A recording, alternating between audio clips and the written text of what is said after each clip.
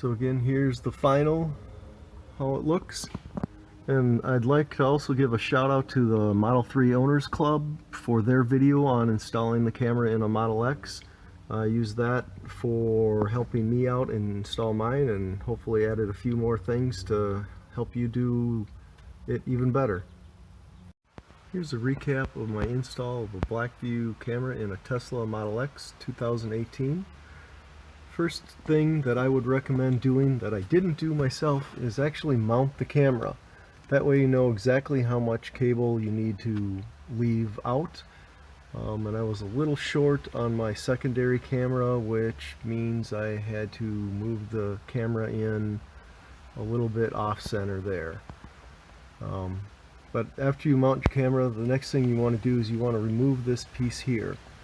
And this piece, you have to stick a screwdriver down into this bottom, and you have to pry this open, and it takes a bit of force. You have to push down kind of to the side, and this piece will pop off. Once that piece pops off, there are two T10 torque screws that you need to remove. That will allow you to move this piece down. You can just squeeze this and it just pops right down, and then you can start to work this track off. This track comes off fairly easily, and using the pry tool that comes with the camera kit, you can just kind of work one side and the other side and work your way down till you come to the back, and then this whole track will just come right off.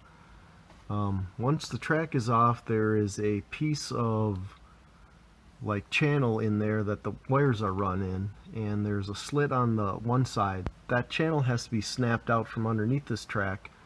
Once that channel is out, there's a slit that you can feed the wire in, and put one wire for the power on one side and one wire for the rear camera on the other side. And that slides in fairly easily. I ran the power cable along the top, down the side, through the channel.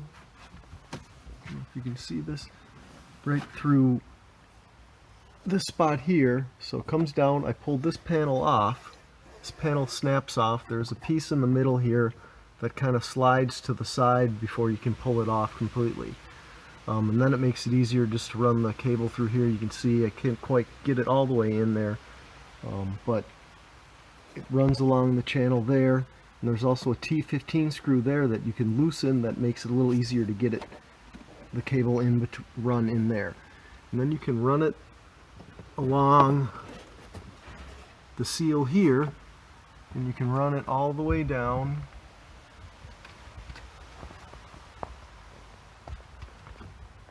to the bottom of the vehicle, and you can run it along the track right through that slot there. That piece just pops right up. Then you can run it on the inside of the carpet along there, and I use an OBD connector, connect it right to the port there to power it. I had to splice it in to the built-in connector because that one with the OBD connector was not long enough. Rear camera, I ran it along this track here, ran it again through this panel here, pulled this panel off, ran it down along here, ran it in along here, ran it along the side here, coming around to the back side.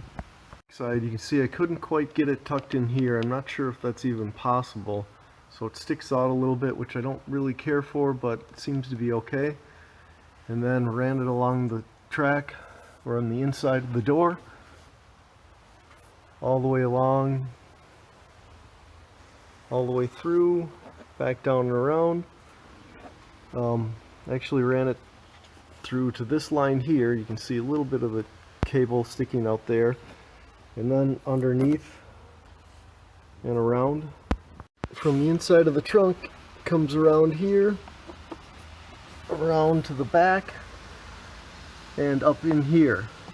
Now this rubber seal here, this can be just pop right out, and once you've done that, you can easily run the cable just in this channel here and bring it to this back portion here. Once you pull all the rubber grommet out, You can pull this down slightly. You got to be careful. It seems to be fairly fragile and cracks easily. But then you can use some zip ties along, a 12-inch or so zip tie or longer. Makes it really easy to feed through here and through there with some string, and it works really well. Then you have to pull off this tack panel here. This is on extremely tight. I was able to start from the bottom here, kind of work my way up and get my hand underneath in there, and then just kind of really a lot of pressure to pull on that, and then it just kind of popped off, and it just popped all off in sequence. Once that was out, it's easy to fish tape with the zip tie your cable right up in here, run it through, and put it on. And then another mistake I made that hopefully this will help you not doing it. As you can see, I mounted the camera actually upside down, which luckily with the software you can correct that and have it rotated 180 degrees, so that's what I ended up doing. But the camera really should be facing the other direction, and the power should be coming in on this side. Hope that helps you guys out in trying to do this yourself and come up with the ways to not make the mistakes that I made, and maybe you can even do a better job. Thanks for watching. I'm attempting to install a Blackvue camera system in a Tesla Model X.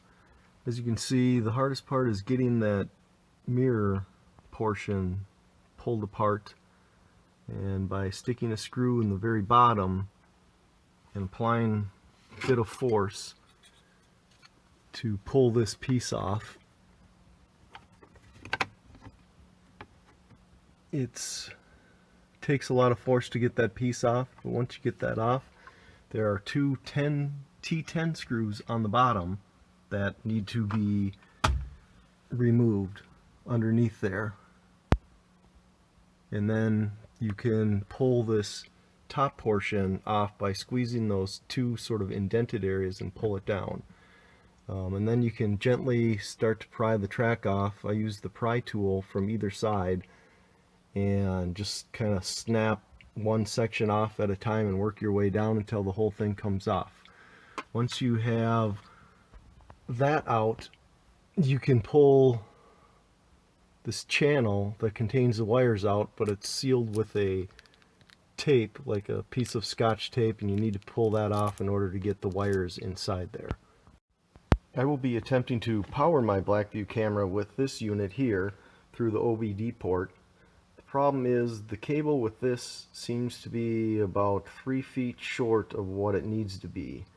So I think I'm going to have to use the original power cable that comes with the Blackvue camera, cut it and splice it into this, and that way I can just use this to power it up, and also has built-in functionalities of you being powered with ACC or in parking mode, so you don't drain your battery. Apologize for the poor lighting, but as you can see, push the cable into the track and just kind of feed it up on one side. Once I get that power cable in, then I'll work on the cable that for the rear view camera. I was able to tuck it in a little better. There's still a little bit I can't get in. Loosening this T15 screw helped a little bit, and I will pop the panel back on and continue running the wire through the slot here. It's easy to just push in with your finger and run it all the way along the door, all the way down, so I can then eventually connect it to the OBD port that's just down below the left hand side by the driver. One thing to note, if you see this panel here, it's a slot and it slides in that way, so when you're putting this back on, this part here slides through that opening and then slides forward. Otherwise you won't be able to get it back on if you just try and put it straight on. With the panel snapped back in place, you can see it's just barely noticeable, a little bit of wire there, so I was able to tuck that in nicely and make it nice and seamless. Once you got the wire tucked in all the way down here, this plastic panel here just kind of pops up and you can push the wire underneath there. Again, can keep that seamless look. And then run it up along edge here of the carpet. With the wire tucked all the way up, now I can cut the cable and splice in my OBD connector. I've now crimped the two together. Ideally, I don't really like to use crimps like this because they have a tendency to pull out easily, especially with this thin wires like this, but hopefully that will hold, and then I can now plug this in and I will have power to the camera.